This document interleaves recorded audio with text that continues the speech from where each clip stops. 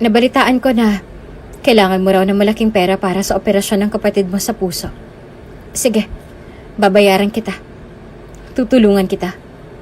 Basta tulungan mo rin ako, Arthur. Babayaran kita ng $7 milyong kapalit ng pagtulong mo sa akin na magkaanak. Kung bago ka pa lang sa channel na ito, Ate Jane TV, huwag kalimutang pindutin ang notification bell and subscribe button. Sana po hindi naman malaking abala sa inyo ang pagpindot ng subscribe button dahil ang kapalit po nito ay ang pagsuporta para makapag-produce ng mga libreng stories sa mga channels ni Ate Jane. Maraming salamat!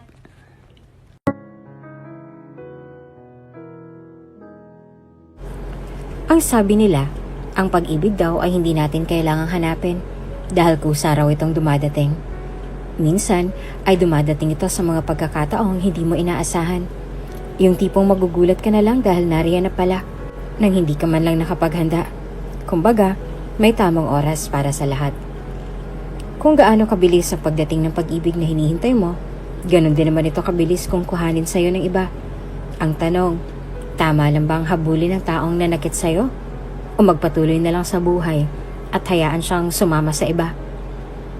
Walang ibang nagawa si Lian kung hindi ang magmarcha patungo sa apartment na tinutuluyan ng nobyo niyang si Marlo. Isang singha pa ang ginawa niya bago siya nagdesisyong kumatok sa pintuan nito. "Sandali lang!" saad ng nobyo niya mula sa loob na mas lalo niyang ikinatiim ng bagang. "Sinasabi ko na nga ba, hindi na kami o-order. Hindi ba?" Mabilis niyang nakagatang dila nang makita niya ang nobya na ngayon ay walang ibang ginawa kung hindi ang magtiim ng bagang. Tila ba ito rin ang way ni Lian upang pigilan ang sarili niya sa pag-iyak habang nakatitig sa loob ng apartment ni Marlo. "Lian?" Gulat na tanong ng lalaki bago siya nito hinawakan sa balikat at pilit na tinulak paalis sa pintuan na hindi naman ito ikinatinag. "Anong ginagawa mo rito? Hindi ba't nag-usap na tayo kanina?" "Lian, mag-usap na lang ulit tayo mamaya, okay? May kailangan lang akong balikan sa loob." "Umalis ka sa harapan ko." "Lian!" Walang ibang nagawa si Marlo kung hindi ang nanginig ang mga binting nagtungo sa loob upang sundan si Lian na hindi na nagdalawang isip pa na pumasok sa loob.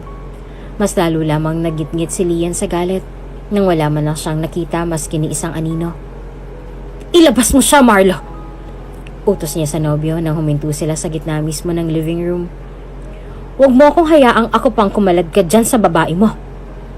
"Lian! Ang sabi ko, ilabas mo siya!" Sigaw niya rito habang namumugto ang mga mata na ikinatahimik lang nito. "Ayaw mo siyang ilabas, ha?" Dumampot si Lian ng bote mula sa sahig at iyon ang ipinangbasag niya sa TV na naroon sa gilid niya. Halos malaki ang mga mata ni Marlo nang dahil sa ginawa niya. Kaya naman bago pa manira ng mga gamit si Lian, mabilis niya nang tinawag ang babaeng nanggaling sa kusina. "Sino ka?" Tanong ng babaeng hindi pamilyar sa mga mata niya.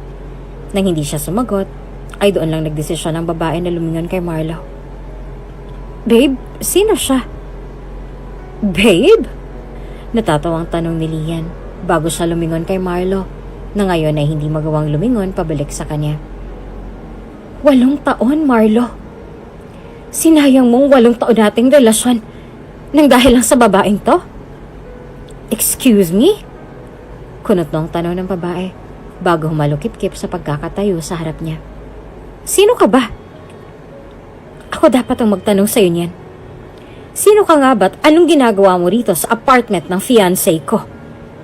Singhal ni Lian. Walang ibang nagawa si Marlo kung hindi ang hawakan si Lian sa braso na tinanggal lang nito. Hindi na rin maipinta ng babae ang mukha niya nang makita niya kung paano humagod ang kamay ni Marlo sa kamay ng babaeng nasa harapan niya. "Lian, please, umalis ka na muna." "At bakit ako aalis?" Natatawa niya pang singhal bago niya tinulak sa dibdib si Marlo na hindi naman ito ikinatinag. "At ako pa ngayon ang kailangang umalis. Bakit hindi mo paalisin ang babae mo? Nobya mo ako, Marlo. Ilang taon mo na akong naloloko, ha? 7 taon? Sa panliligaw ka lang ba talaga ginaganahan?" Lian, hindi itong tamang panahon para pag-usapan natin ang tungkol dyan." At talagang may tamang oras pa pala ang panluloko mo sa akin, ha?" Natatawa niyang singhal na hindi naman ito kinibo. Walang ibang nagawa ang nobyo niya kung hindi ang magbaba ng tingin na mas lalong nagpainit sa dugo ni Lian. Oo, hindi lang naman ang gusto kong marinig mula sa'yo, Marlo. Ako ba? O siya? Kabit mo ba ang hayop na yan? Excuse me? Natatawang sabat ng babae nang sandaling dumuro sa direksyon niya si Lian. At talagang ako pang hayop. Ikaw ang pumasok dito nang walang paalam. Ikaw ang nag-ieskandalo. Pagkatapos ay sasabihin mong ako ang hayop? Sinong hayop sa ating dalawa ngayon? Bakit, hindi ba? Tanong ni Lian bago siya bumaling ng matalim na tingin sa nobyo. Anong tingin mo sa sarili mo ngayon? Santa, ikakasal na kami ng lalaking kinikerengking mo. And so? Natatawa nitong singhal na mas lalo niyang ikinagalit. Ganyan ka bang pinalaki ng mga magulang mo? Natatawang tanong ni Lian bago siya naghalukip-kip na bumaling kay Marlo, na ngayon ay tila ba nag-ugat na ang sarili niyang mga paa sa sobrang pagkabigla sa mga nangyayari. I'm fucking done, Marlo. I'm breaking up with you. Nagsimula siyang lumakad paalis sa lugar na yon. Mabuti na lamang at hindi na siya hinabol ni Marlo. Dahil natitiyak niyang kung habulin man siya nito, alam niyang siyang maghahabol sa dulo. Lumaki sa mayamang pamilya si Lian. Kaya naman halos lahat ng luhong gusto niya sa buhay ay walang sawa niyang nakukuha. Siya ngayon ang CEO ng isa sa pinakamalaking kumpanya sa Asia, kaya naman marami ang nahuhumaling sa galing at talinong taglay niya. May angkin din naman siyang kagandahan, pero hindi tutulad ng mga babaeng kalimitang nakikita sa magazine ng ibang tao. Siya rin ang pinakakinakatakutan sa larangan ng pagninegosyo dahil alam ng lahat na kapag may isang negosyong bumangga sa kanya, hindi siya kailanman magdadalawang isip na pabagsakin ito. At iyon na nga ang mga nangyari sa negosyo ng pamilya ni Marlo nang sandaling ma-call off ang kasal na lang dalawa. Bagamat unti-unti nang lumulubog ang negosyo ng pamilya ni Marlo, hindi rin naman ito ang naging dahilan upang muli siyang bumalik sa kamay ng dating nobya. Bakas din naman sa mukha ni Lian na wala na siyang planong tanggapin pa ang nobyo. Kaya naman kahit na gustuhin niyang magbalik loob sa dating nobya, ay hindi niya rin naman magawa. Ma'am, saad ng isang empleyado na sandaling makita niyang babaeng nakabanggaan niya sa lobby. Walang ibang nagawa si Lian kung hindi ang kunot noong nagtanggal ng shades bago niya nilingon ang bestida niyang natapunan ng kape ng empleyadong bumangga sa kanya. Pinagmasdan niya ang nameplate na suot bago siya lumingon sa mga security na nasa gilid niya. You're fired, aniya, bago siya nagdesisyong umalis sa lugar na yon. Mula sa malayo ay walang ibang nagawa ang empleyado kung hindi ang paulit-ulit na sumigaw upang makiusap kay Lian. Ngunit sa halip na makinig sa lahat ng pakiusap nito ay wala siyang ibang nagawa kung hindi ang magpatuloy sa paglakad. Walang puso at istrikto pagdating sa trabaho, ika nga ng iba. Isa rin yon sa mga dahilan kung bakit wala ni isa sa mga empleyado niya ang nakakatagal sa ugaling meron siya. Maliban na lang siguro sa sekretarya nitong may ilang taon na ring nananatili sa tabi niya. Marami ang naiinggit kay Lian dahil sa kakayahang meron siya at sa mga pangalang binubuo niya sa industriya. Ang akala ng lahat ay perpekto ang buhay na meron siya. Ang hindi alam ng lahat ay isa rin siyang ordinaryong tao na naghahangad na lumugar na rin sa tahimik tulad ng ibang normal na tao. Walang ibang nagawa si Lian kung hindi ang punasan ng luhang paulit-ulit na lang dumadaloy sa pisngi niya. Mukhang tama ang sinabi mo nung una pa lang, aniya, bago humikbi sa harap ng kamera na ikinalungkot ng kaibigan niya si Sophie. Nagkamali yata ako ng piniling lalaki. Ang akala ko siya na. Sinabi ko naman sa'yo, hindi ba? Tanong nito bago ito humalikip-kip sa upuan niya habang nakamasid sa kaibigan niya sa kabilang linya. May kutob na ako sa lalaking yun nung una pa lang. Ikaw lang naman tong walang ibang ginawa ko hindi ang magbulag-bulagan sa lalaking yun. Like, ano bang nagustuhan mo sa lalaking yun? Si Sophie ang kaibigan ni Lian na nakabase sa Taiwan. Sa kanya ito madalas nagsusumbong at nagbabahagi ng mga hinaing niya sa buhay nung naririto pa ito sa Pilipinas. Kaya naman ngayong naroon ito sa Taiwan, wala siyang ibang nagawa kung hindi ang lakasan na ang loob. Naging mahirap para kay Lian ang mabuhay nang wala si Sophie sa tabi niya, lalo na ngayon. Ngayon na may problema siyang kinakaharap. Sa halip na kumibo sa sinabi ng kaibigan, ay wala siyang ibang nagawa kung hindi ang manahimik habang patuloy pa rin sa paghikbi na 6 mong bata sa harap ng laptop nakaharap niya. Ano ng plano mo, Lian? Tanong ni Sophie nang sandaling kumalma ang kaibigan.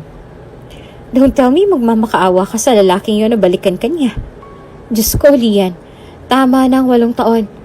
Palayain mo naman ang sarili mo sa sakit ng ulo na dala ng lalaking yon. Wala na akong planong makipagbalikan pa sa kanya, Sophie. Kilala mo ako. Kapag sinabi kong ayoko na, ayoko na. Ikaw na rin mismo ang nagsabing palayain ko ng sarili ko. Sagot niya bago siya yumuko at kahit na namumugto ang mga mata, ay nagdesisyon pa rin siyang humarap sa kamera. To be honest, gusto ko nang lumugar sa tahimik, katulad mo. Nagkaroon ng asawa, ng anak, ng tahimik na buhay sa ibang bansa, tulad mo, Sophie. Nasa akin ang buhay na pinapangarap ng lahat. Pero bakit pakiramdam ko may kulang pa rin sa akin? Aniya bago siya muling napunas ng luhang dumadaloy sa pisngi niya. Sa totoo lang, nahihirapan na rin ako, Sophie. Sukong-suko na talaga ako. Lian, hindi naman porket iniwan ka ng lalaking iyon katapusan na ng buhay mo. At isa pa, hindi naman pinipilit ang pagmamahal. Kusang darating yan. Tulad ng asawa ko. Hindi ba't inagaw mo lang din ang asawa mo sa girlfriend niya? Angel ni Lian na tinawanan lang ng kaibigan niya. Ilang minuto pa silang natahimik mula sa pag-uusap nang muli na namang nagbukas ng usapan si Sophie na nakakuha sa atensyon ni Lian. Wala silang ibang pinag-usapan kung hindi ang tungkol lang sa trabaho. Sa katunayan nga ay trabaho na lang bumubuhay sa usapan nilang dalawa.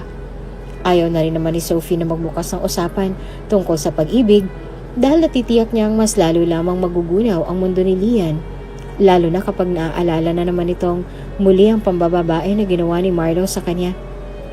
Sa kabilang banda naman ay nagpatuloy lang ang pagiging marahas ni Lian sa mga empleyado niya.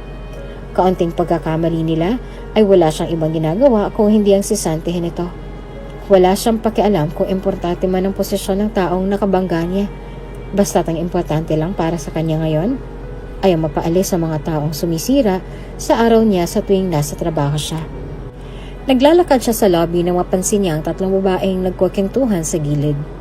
Oras ng trabaho kaya naman hindi niya naiwasang magtaas ng kilay lalo nang makarating siya sa pwesto ng mga ito at mas lalo lamang siyang nakaramdam ng pagkapikon nang marinig niya ang pangalan niya sa usapan ng 3 naroroon.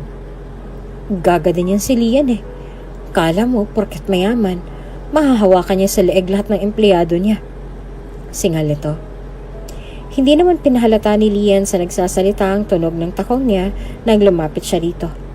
Otomatikong nagulat at natahimik ang 2 babaeng kaharap niya, habang ang babaeng nakatalikod sa kanya ay patuloy lang sa pagsasalita. Palibhasa kasi bigo sa pag-ibig kaya ganyan ang ugali. Hindi na rin ako magtataka kung bakit walang naglalakas ng loob na manligaw sa kanya. Masama kasing ugali. Baka nga isa rin yun sa mga dahilan kung bakit hindi rin tumagal sa kanya yung nobyo niya. Biruin mo, 8 years tapos pinagpalit lang siya sa 2 buwan? Hindi ko rin masisisi si Sir Angelica, sadang isa, ngunit nagpatuloy lang siya sa pagsasalita. Bakit? Totoo naman Dagdag pa nito na animong handa pang makipag-away sa oras na punain siya ng mga kaibigan niya.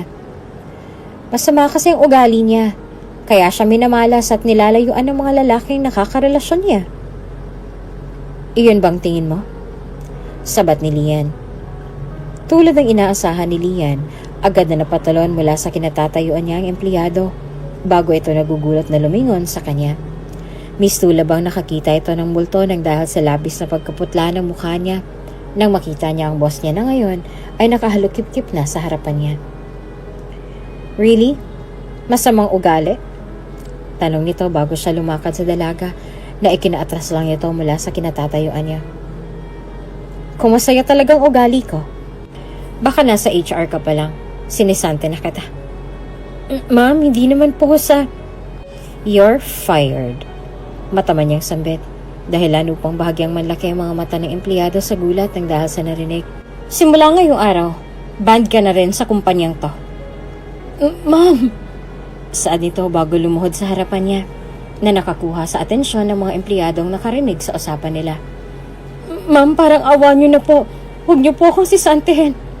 Sa akin lang po umaasa mo ang magulang ko.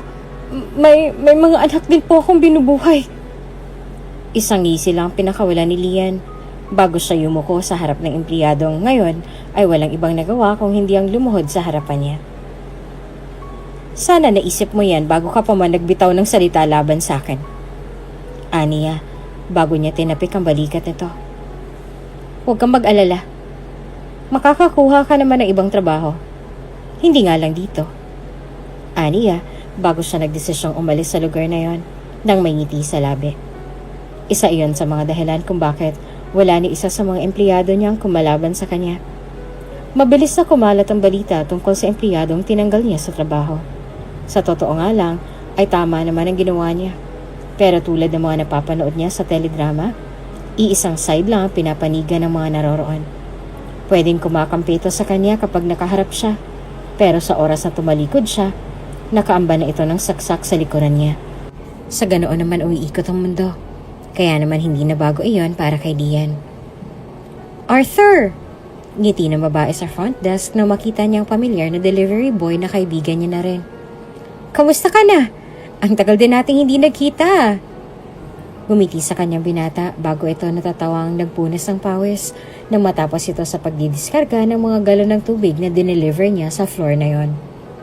Naging abala lang sa pag-aasikaso sa kapatid ko. Oo nga. Tango ng kaibigan niya bago ito nakangiting naglista sa papel na inabot niya. Nabalitaan ko nga pala yung tungkol sa kapatid mo. Kamusta na nga bang kalagayan niya? Ayun, sa awa ng Diyos okay naman. Sagot niya pa bago siya napabaling ng tingin sa area kung saan nakapwesto ang dating kasamahan ng kaibigan niya sa area na naroroon. Wala si Angelica. Parang ngayon ko lang yata siya nakitang nag-absent sa trabaho niya. Anong absent? Natatawa nitong tanong na ikinatas ng kilay niya. Hindi siya nag-absent. Tanggal na siya sa trabaho. Nang dahil sa narinig ay bahagyang umawang ang bibig ng kaibigan niya.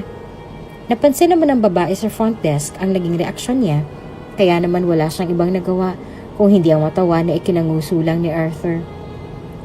Seryoso ka ba, Jade? Ba mukha ba ako nagbibiro, Arturo? Seryoso ako. Tanggal na siya. Mag-iisang linggo na rin yata. Sagot niya sa kaibigan, habang patuloy ito sa pag-aasikaso ng mga form na ibinigay ni Arthur sa kanya. Paano ba naman kasi? Binalaan na namin sa pagkalat ng chismis, go pa rin. Ayun, nakarating sa boss namin yung tungkol sa pagkakalat niya. Kaya ayun, tinanggal siya. Hindi ba may anak na yun? Yun na nga ang problema. Sagot niya bago siya umismed sa binata. May dalawa siyang anak. Yung mga magulang niya, umaasa na lang din ng mga pang-maintenance sa sweldo niya rito. Siya lang din ang gumagasta sa bahay nila. Sa katunayan ngayon, naaawa ko sa kanya pero ganun talaga siguro ang buhay. Lesson learned na yan para sa kanya. Arthur! Bati ng security guard na pumasok bago ito tumapik sa balikat ng kaibigan. Ang tagal din natin hindi nagkita. Kamusta lang kapatid mo? Okay naman. Nakangiti niyang sagot kasabay ng pagtipid ng ngiti niya nang may maalala na namang problema. Naghihintay na lang kami ng go signal mula sa doktor. Nag-uumpisa na rin kaming maglikom ng pera para sa operasyon niya. Kaya pala nakita kita sa construction site kahapon. Saad nito kasabay ng tango ng initian niya. Bakit kaya hindi mo subukang mag-apply dito bilang security guard? Hindi ko rin alam. Sagot niya sa kaibigan. May pasok kasi ako sa construction site tuwing araw at nagde-deliver naman ako ng tubig sa tuwing may bakante akong oras. Baka hindi ko rin maasikaso ang tungkol dyan.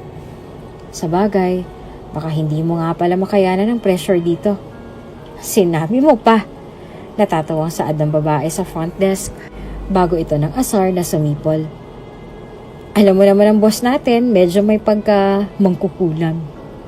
Nang dahil sa narinig mula sa kanya, ay walang ibang nagawang gwardya kung hindi ang matawa bago lumingon sa paligid upang hanapin ang anino na tinutukoy ng kasamahan niya sa trabaho.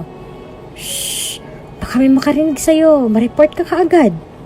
Saad nito bago sila nagtawanan. Wala namang ibang nagawa si Arthur kung hindi ang makisakay na lang sa biro ng kaibigan niya bago siya nagdesisyong magpaalam sa mga ito upang magpatuloy na sa trabaho niya para ngayong araw. Lumaki sa isang mahirap na pamilya si Arthur na kung hindi ka magsusumikap at magpupursige, mas lalo ka lang malulugmok sa problema mo. Sa katunayan nga, ay may minsan na rin niyang ginustong sumuko na lang. Pero tulad nga ng sinasabi ng iba, walang mangyayari sa buhay mo. Magsusuko ka na lang at magpapakalunod ka na lang sa problema mo. Mas lalo lamang naghirap ang pamilya ni Arthur. Lalo na nang madiagnose ng doktor na may sakit sa puso ang nakababata niyang kapatid na babae. Kailangan itong sumailalim sa agarang operasyon. Kaya naman kahit na mahirap para sa kanya, ay ginagawa niya ng lahat-lahat ng makakaya niya para lang makapag-ipon ng pera para sa operasyon. Alam niyang imposible dahil papalo sa $250,000 ang para sa operasyon. Hindi pa kasama riyon ang mga gamot. Kaya naman natitiyak niyang medyo malaki pa ang perang kailangan niyang ipunin bago pa man ito sumailalim sa operasyong iyon. Ang tanong na palaging bumabagabag sa isip ni Arthur ay kung saan nga ba siya kukuha ng ganoong kalaking pera. Ano na lang mangyayari sa kapatid niya kapag nagkataong hindi ito agad na naoperahan sa puso? "Kuya!" Tawag ng kapatid niya bago ito humapak sa kamay niya. Kahit na inaantok ay walang ibang nagawa si Arthur kung hindi ang hawakan ng mga kamay nito at agad na pinisil ang namumutla nitong palad. May luhang namuo sa gilid ng mga mata niya. Kaya naman walang ibang nagawa si Arthur kung hindi ang malungkot na lang na ngumiti bago ito pinunasan. "Nahihirapan ako sa posisyon ko, kuya." Mahina nitong sabit. Pasado 2:00 na ng madaling araw. Kung tutuusin ay dapat nakapagpahinga na sila ngayon. Pero nang dahil sa dinaramdam ng kapatid, tila ba sobrang hirap pa din para kay Arthur ang makatulog. "Anong posisyon ba ang gusto mo, Mika?" Tanong niya rito. Marahan niyang iginilid ang dextrose nito bago siya nagdesisyong tumayo upang ayusin ang posisyon ng kapatid niya sa kama nito. "Okay na ako rito, kuya," sagot nito ng mahusto. "Pasensya ka na, kuya, kung nagising pa kita." "Hindi mo naman kailangang humingi ng paumanhin, Mika. Pero naaabala kita sa pagtulog mo," sagot nito, dahilan upang bahagya pang makaramdam ng lungkot si Arthur bago niya pinasadahan ng haplos ang buhok ng kapatid. "Hayaan mo, kuya. Kapag gumaling ako, makakabawi rin ako sa lahat ng sakripisyo mo para sa akin. Lahat ng mga ginawa mo para sa akin, kuya, ibabalik ko rin sa'yo balang araw." "Hindi naman ako humihingi ng kapalit sa lahat ng ginagawa ko para sa'yo, Mika. At isa pa, ginagawa kong lahat ng to dahil ito ang responsibilidad ko. Kami ni Mama, ikaw ang responsibilidad namin. Kahit na hindi ka humingi ng tulong sa amin, tutulungan ka pa rin namin dahil responsibilidad ka namin." Dagdag pa nito. "Responsibilidad niyo rin ba ni Mama ang magpakapagod ang dahil lang sa akin?" Inosente nitong tanong, dahilan upang yumuko si Arthur sa noo niya upang humalik dito. "Kuya, lahat, Mika. Responsibilidad namin lahat." Aniya na ikinanguso nito. "Sa ngayon, kailangan mo nang magpahinga. Mag-usap at maglaro na lang ulit tayo bukas ng umaga, okay?" "Wala ka naman sa tuwing nagigising ako sa umaga eh," sagot nito na may bahid ng lungkot na ikinatipid ng ngiti ni Arthur. "Hindi ko nga alam kung nagsisinungaling ka nga ba talaga, kuya, o ano." "Mika, naghahanap si kuya ng pera para sa operasyon na kailangan mo, okay? Para mabilis kang gumaling," sagot niya habang marahan niyang hinahaplos ang buhok nito. Ginagawa ni kuya ang lahat ng makakaya niya para lang maipagamot ka, kaya mag-promise ka na kahit na anong mangyari, hindi ka susuko. Magpapa-opera pa tayong dalawa. Hindi tayo sigurado sa buhay, kuya." "Mika!" May pagbabanta niyang sambit na tinawanan lang nito. "Tama na nga sa ganitong usapan. Basta't ang billing ko sa'yo, ha?" Inayos ni Arthur ang kumot at unan ng kapatid bago siya nagdesisyong umunan sa gilid ng kama ni Mika. "Good night, my little princess." "Good night, Shrek," sagot nito na tinawanan niya na lang bago sila magkasabay na matulog sa pwestong yon. Kinaumagahan at tulad ng nakasanayan niya, mahimbing na naman ang tulog ng kapatid niya, kaya naman hindi niya na ito muling ginising pa. Sa gilid niya ay nakita niya ang nanay niya na ngayon ay nakayuko na rin sa gilid ng kama ni Nika. Nakatulugan niya na yata ang suot niyang ID mula sa chicken resto na pinapasukan niya. Kaya naman hindi na naiwasan ni Arthur ang makaramdam ng lungkot para sa ina. Oh, usal nito bago ito nagdesisyong umunat at namumuga yung matang lumingon sa anak. Papasok ka na ba? Didiretso po ako sa water refilling station ngayon. Wala kaming materyales sa construction ngayon kaya walang trabaho. Sagot niya bago siya nag-iwas ng tingin sa mahal na ina at nagtungo na lang sa cabinet na naroon upang kuhanin ang ID niya sa trabaho. Okay yan anak, para naman makapagpahinga ka kahit ngayong araw lang. Nang dahil sa narinig ay walang ibang nagawa si Arthur kung hindi ang mapanguso na lang. Anong mabuti sa pagpapahinga? Para sa kanya, importante ang bawat araw na pinag-aaksayahan niya ng lakas sa trabaho. Doon sa trabaho niya nakasalalay ang perang pang-pooperasyon ng kapatid niya. Kaya hindi niya alam kung okay nga lang ba ang bagay na yon. Alam niya naman ang gustong iparating ng nanay niya. Siya na lang din kasi ang inaasahan nito. Kaya naman alam niya sigurong nakakaramdam na rin ng pagod ang anak. Para saan pa nga ba ang pagod para kay Arthur? Walang mangyayari kung hahayaan niya na lang na mapagod ang sarili niya.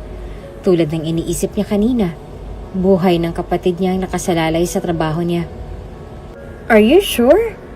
Gulat at tanong ni Sophie nang sandaling hingiin ni Lian ang tungkol sa opinion niya sa gusto nitong mangyari. Lian, baka naman magsisi ka sa gagawin mo. Walang ibang nagawa ang kaibigan niya kung hindi ang bumuntong hininga bago nag-iwas ng tingin sa screen ng laptop.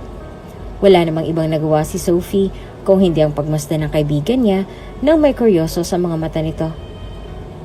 Iyon na lang natitira kong paraan para magkaanak, Sophie. Pero maraming pros and cons ang intrauterine insemination. Sagat nito, dahil iyon naman talaga ang totoo. Pwede ka namang dumaan sa natural na paraan. Suwestyon pa nito. Sophie, alam mo naman na wala akong balak na makipagrelasyon sa iba, hindi ba? Singhal niya na ikinanguso na lang nito. At isa pa, wala na akong balak na magpapasok pa ng ibang lalaki sa buhay ko. Nasasabi mo lang yan ngayon dahil hanggang ngayon nasasaktan ka pa rin sa ginawa ni Marlo sa'yo. Yun naman talaga ang dahilan nung una pa lang, Sophie. Aniya bago siya umayo sa pagkakaupo at muling iniba ang usapan nilang dalawa. Sa ngayon, ipapaasikaso ko na lang muna kay Rebecca lahat ng kakailanganin ko. Kailangan ko ng sperm donor sa lalong madaling panahon. At saan ka naman makakakuha ng donor, Aber? Marami, sa mga ospital, Sophie. Nakakasigurado ka ba na malinis sila? Healthy, I mean. Aniya bago siya lumingon ng makahulugan sa kaibigan. Hindi naman mahirap makahanap ng sperm donor, Lian. Actually, marami nga dyan. Ang problema nga lang, nakakasigurado ka ba na healthy ang lalaki makukuha mo? What if may sakit sila? Hindi mo naman siguro gugustuhin ilagay sa alanganin yung magiging anak mo, diba? Maganda kang babae, Lian. Kaya humanap ka rin ng lalaking papasa sa taste mo. Nang dahil sa suhestyon ng kaibigan ay bahagya siyang napaisip. Totoo ang sinabi ng kaibigan niya. Maganda siya.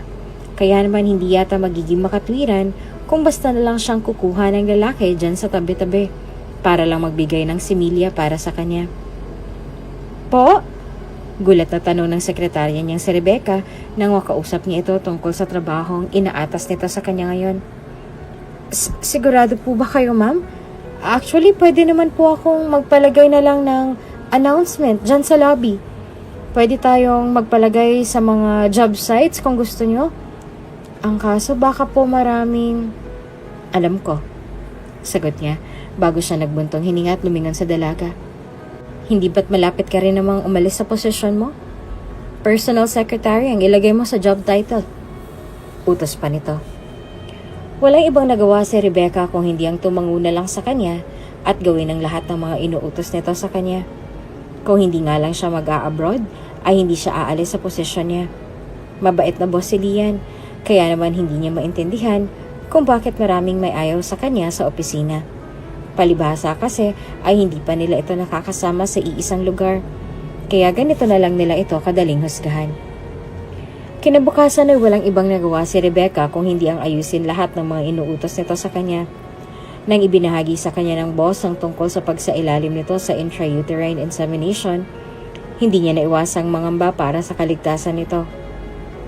"Ma'am, pwede ko po ba kayong makausap?"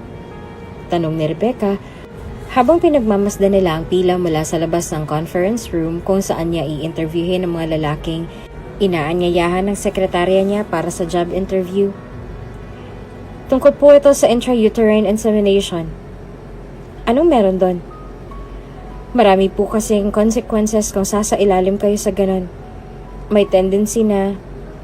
"Alam ko nang tungkol sa bagay na yan, Rebecca. Hindi mo na kailangang mag-alala pa. And besides, kung problemang pinansyal ang problema, hindi na problema sa akin ang bagay na yan. Handa akong gumastos ng milyones para sa magiging anak ko." Sagot ni Lian sa kanya bago ito lumingon sa sekretarya niya. "Sa ngayon, ang utos ko na lang muna ang sundin mo." Walang ibang nagawa si Rebecca kung hindi ang tumango rito bago nagdesisyong pumasok sa loob. Naroon siya the whole time na sumailalim ang mga aplikante sa interview. Hindi niya rin napigilang makaramdam ng kuryoso nang makita niyang tila ba dismayang bumakas sa mukha ni Lian, lalo na nang natapos ang interview niya sa kahuli-hulihang lalaki na nakausap niya.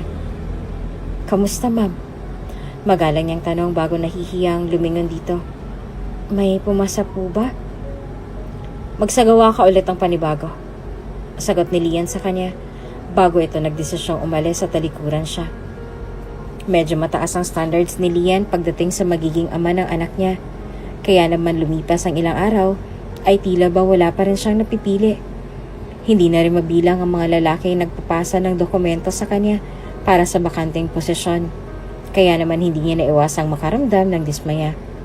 Dismaya para sa mga lalaking nag-apply sa posisyong yon, o baka naman dismaya sa sarili niya dahil medyo mataas ngang talagang standards niya pagdating sa pagpili ng lalaki. Minsan ang bumaba ang standards niya sa lalaking napili niya noon at dahil yun kay Marlo. Sa totoo nga lang ay ipinaglaban niya pa ito sa mga magulang lang niya noong una dahil tulad ng ibang mga magulang, hindi rin ito boto sa kanya. Hindi nga lang niya maintindihan kung bakit sa dinami-rami na nangyayari sa kanilang dalawa, ngayon pa nito napiling mga liwa sa relasyon nila, kasama pang isang babaeng mas mababa pang estado ng buhay sa kanya. "Ma'am, tingin ko po hindi ito mag-work. Risked," sagot niya lang kay Rebecca. Bago ito nagdesisyong lumakad palayo sa kanya na ikinanguso niya na lang. Kinabukasan ay ganoon na naman ang nangyari sa panibagong linya ng mga lalaking aplikante na sinadya pang magtungo roon ng maaga. Napapansin na nga ng ilan na naroroon na may ilang araw na nila itong ginagawa, ngunit hanggang ngayon ay tila ba wala pa ring napupusuan si Lian. "Anong tingin niyo sa mga aplikante? Walang mga sariling buhay."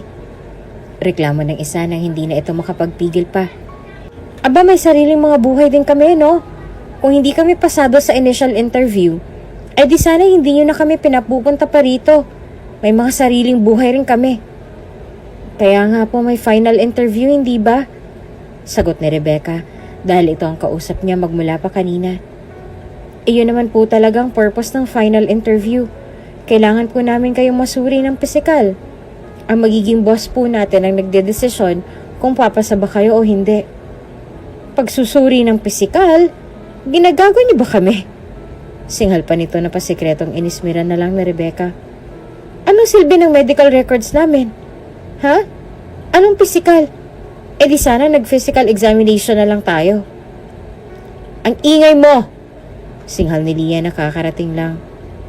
Walang ibang nagawa si Rebecca kung hindi ang magbaba ng tingin at umatras sa kinatatayuan niya, lalo na nang sandaling pumagitna si Lian sa kanilang dalawa at hinarap ang aplikanteng naghihimutok ngayon sa galit. "Anong problema mo?" "Ako dapat ang magtanong sa'yo niyan." Singhal ng lalaking aplikante bago niya binato lahat ng dokumentong dinala niya para sana sa interview. "Ano bang hinahanap niyo sa qualifications ng aplikante niyo? Tapos ako sa kolehiyo. Marami na rin akong achievements sa buhay.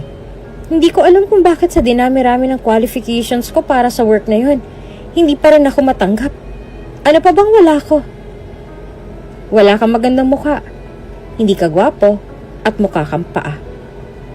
"Ano?" Gulat niyang tanong. Walang ibang nagawa si Lian kung hindi ang lumingon sa mga bodyguard na kasama niya. Hindi na rin nagdalawang isip ang mga ito na hatake ng aplikante palayo sa direksyon nila. Bago siya bumaling ng tingin kay Rebecca, na ngayon ay gulat na gulat pa rin sa sinabi ng boss niya sa aplikanteng muntik na siyang dagukan kanina. Ma'am, risked, aniya bago niya hinubad ang shades na suot niya kanina. Wala ako sa mood ngayon. Pero paano po yung aplikante na kanina pa pong umaga naghihintay para sa job interview? Risked, tipid niyang sagot bago niya iniwanan ng sekretarya niya roon. Nagpatuloy lamang ang mga araw na yon. Sa tuwing magkakaroon ng interview, walang ibang ginagawa si Lian kung hindi ang nababagot na kausapin ng ilang aplikante. Sa katunayan nga ay gwapo ang ilan sa kanila. At talaga namang interesante lahat ng achievements nila sa dati nilang trabaho. Hindi lang talaga maintindihan ni Rebecca kung bakit tila ba hindi man lang pumapasa ang mga ito sa standards ng boss niya. Next, bagot na sambit ni Lian habang nakayuko sa mesa. Wala na po tayong applicant para ngayong araw, ma'am. That's good then, sagot nito sa kanya bago ito nagdesisyong umalis sa pagkakaupo niya at nandalatang kinuha ang bag na dala niya kanina. Mauuna na ako, may aasikasuhin pa ako sa opisina ko. Sasabay na po ako sa inyo, ma'am, saad ni Rebecca. Pagkalabas niya sa conference room, ay wala na si Lian. Kaya naman wala na siyang ibang nagawa kung hindi ang mapanguso na lang bago dumiretso sa elevator.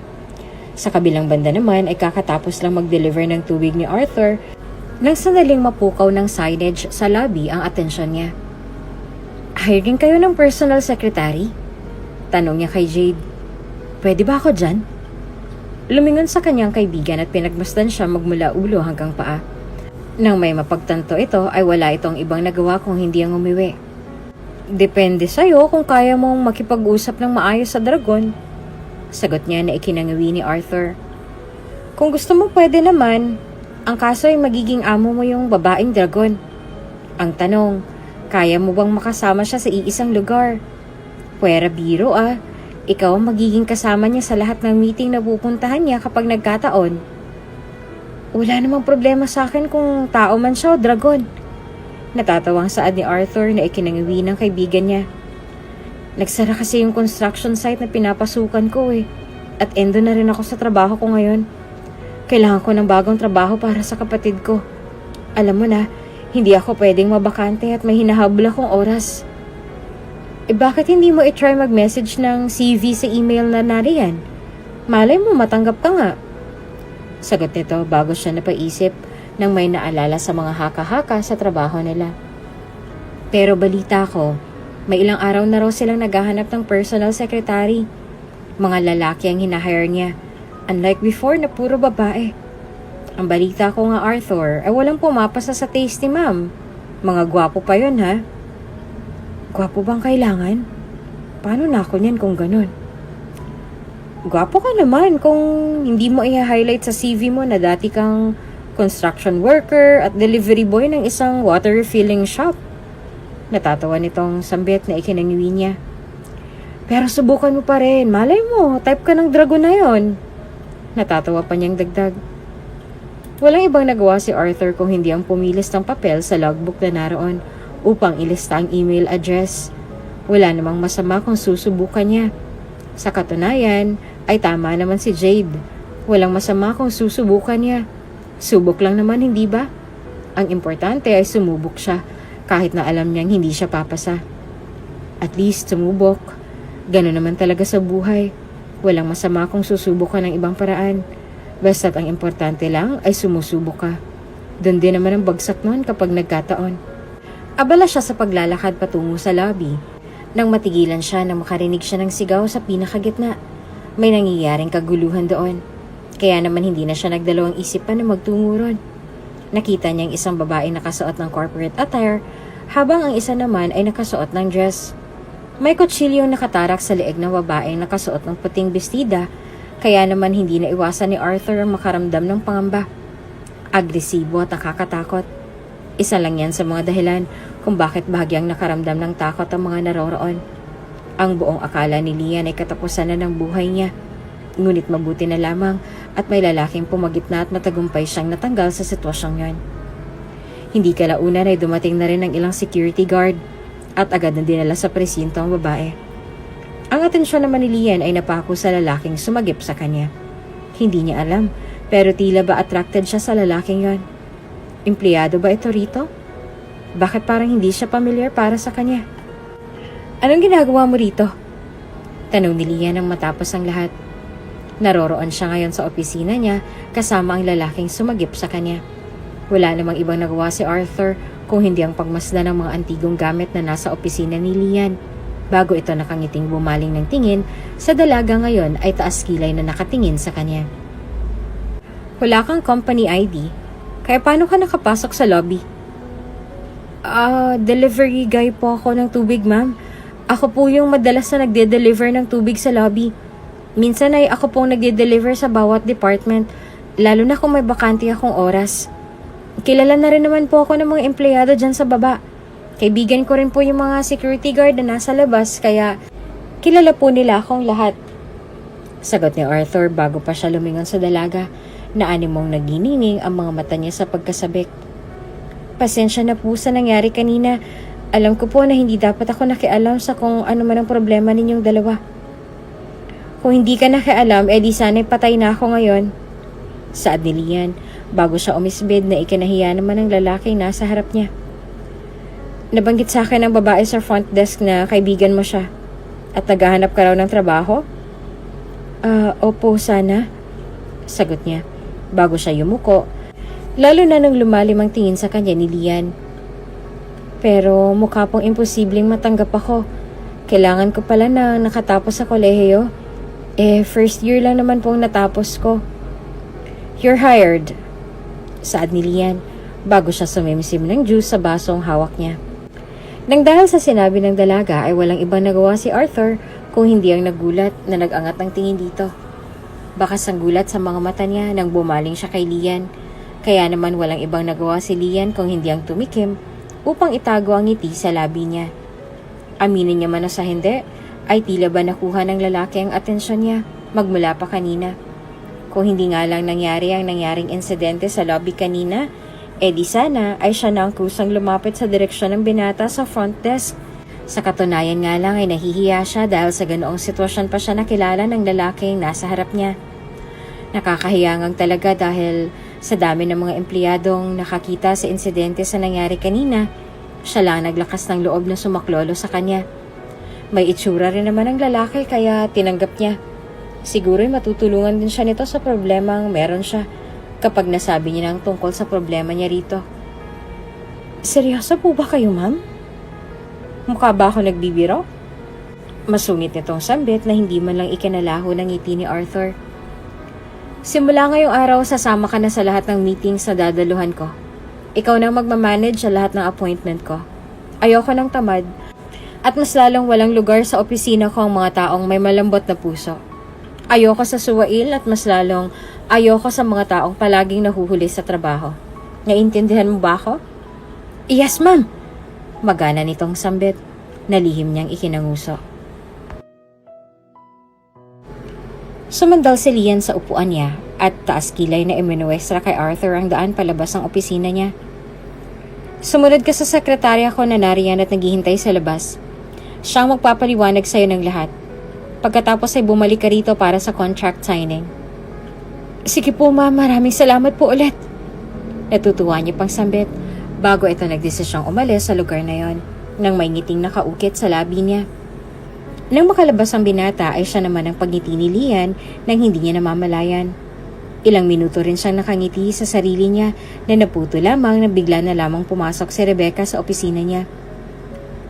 Siya na pong napili niyo, ma'am? Gulat na gulat nitong sambit. Dahilan upang marahan siyang tumango rito. Pero ma'am, ang akala ko po ba'y mataas ang standards ninyo? Bakit po sa isang delivery boy lang kayo bumagsak? Kine-question mo bang desisyon ko? Singhal ni Lian na nakanguso niyang ikinailing. Simulan mo nang ayusin ang kontrata at kapag naayos mo na, dalhin mo ulit dito. May mga kailangan lang akong idagdag. Masusunod po, ma'am. Tulad ng kagustuhan ni Lian, agad nang dumiretso si Arthur sa opisina niya upang isa-isang permahan ang mga kontratang inihain niya para rito. Hindi niya naiwasang mapangiti nang hindi man lang nito binasa lahat ng nakasulat sa kontrata nilang iyon bago permahan. Wala namang ibang nagawa si Rebecca kung hindi ang umuwi, lalo na nang makita niya ang isang hindi pamilyar na ngiti sa labi ng boss niya. May ilang taon niya na rin itong nakasama sa lahat ng bagay, pero bakit tila ba ngayon niya lang nakita ang pamilyar na ngiting yon? Type niyo po ba siya? Halos mapatalon sa gulat si Lian nang marinig ang tanong ng sekretarya niya. Gulat siyang lumingon dito, kaya naman hindi na iwasan ni Rebecca ang mapangiti na lang. Bakit ba bigla-bigla ka na lang sumusulpot dyan? Singal niya na ikinatawa na lang nito. Nagtatanong lang po ako, ma'am, kung type niyo nga po siya. Sinong siya? Yung bago? Patanong nitong sagot na ikinasama ng mukha niya. Yung bagong sekretarya po ang ibig kong sabihin. Bakit mo naman natanong yan? Tanong niya bago na panguso sa tanong ng dati niyang sekretarya. May naaalala lang ako, okay? Hindi porket natutulala ako may ibig nang sabihin yon. Walang ibang nagawa si Rebecca kung hindi ang tumango na lang, kahit na nangingiti na rin siya sa inaakto ng boss niya. May ilang araw na rin simula nang nagsimula si Arthur sa trabaho niya bilang personal na sekretarya ni Lian. Nung una hindi naging maganda ang lahat, lalo na't madalas siya kung sigawan ni Lian. Pero nang sandaling masanay siya sa schedule at sa mga trabahong ibinibigay sa kanya ni Lian, hindi kalaunan ay tuluyan na rin siyang nakahinga ng maluwag. Sa totoo nga lang, ay marami na siyang empleyadong nakakausap sa lobby, hindi tulad nun. Halos lahat ng mga nakakausap niya ay tila ba hindi kumbinsido sa ugali ni Lian, kaya naman hindi niya naiwasang magtaka. Maging mga kaibigan niya na nagtatrabaho sa lobby ay hindi naiwasang makaramdam ng gulat, lalo na nung makarating sa kanilang balitang personal secretary na siya ng dragon na kinatatakutan nila. Mabait naman si Ma'am Liam, medyo may anger issues lang siguro. Sagot niya sa mga tanong ng mga ito na tinatawanan na lang ng mga kasama niya sa trabaho. Delivery boy! Gulat ang rumihista sa mukha ni Sophie nang nabanggit sa kanya sa tawag ni Lian ang tungkol sa napili niyang lalaki. Walang ibang nagawa si Lian kung hindi ang magkunot ng noo, lalo na nang nagsimulang bumulalas ng tawa si Sophie sa kabilang linya. Bakas na rin ang pamumula ng mukha niya sa labis na kakatawa, kaya naman hindi niya naiwasang makaramdam ng insulto. Seryoso ka ba, Lian? May isang linggo ka pa rin nagpipila dyan sa kumpanya niyo. Ang sabi mo ay masyado silang mababa para sa isang sperm donor, kaya mo tinanggihan. Pagkatapos ay mababalitaan ko na sa isang delivery boy ka lang bumagsak? Tanong nito. Seryoso ka ba talaga? Sa kanya lang pumasang taste ko, Sophie. So, bumaba na pala yung standards mo ngayon. Tama nga sila. Matindi ngang talagang pinsalang iniwan sa'yo ng dati mong nobyo. Sophie, sorry pero iyon ang chismis ng mga kaibigan natin na nakakakilala sa'yo. Sagot nito bago umayo sa pagkakaupo at marahang umiti sa kanya. So, siguro gwapo siya, kaya mo siya napusuan ano? Malaki bang sawa? O bigatin talaga? Sophie, hindi naman yun ang habol ko sa kanya. Bakit mo siya tinanggap kung ganon? Don't tell me, gwapo siya kaya ka umoo. Actually, he's a fine man. Yari tayo dyan. Sophie, ganyan din ang sinabi mo tungkol kay Marlon nun, kaya wag ako. Sagot ni Sophie sa kanya. Bakas ng iritasyon sa mukha ng kaibigan niya. Kaya naman wala na siyang ibang nagawa pa kung hindi ang baguhin na lang ang topic ng usapan nilang dalawa. So, alam niya na ba ang dahilan kung bakit mo siya tinanggap sa posisyong yan? Yung pagiging sperm donor niya, nabanggit mo na ba sa kanya? Actually, hindi pa. Pero nakasaad na yun sa kontratang pinirmahan niya. Sagot ni Lian bago siya bahagyang napanguso nang muli niyang maalala ang ginawang pagpirma ni Arthur sa mga kontrata. Hindi niya nga lang binasa. Tingin mo ba papayag siya sa gusto mong mangyari kapag nagkataon? Ano? Gulat na tanong ni Arthur nang sinabi na ni Lian ang tungkol sa totoong dahilan sa kung bakit nga ba siya tinanggap sa posisyong yon.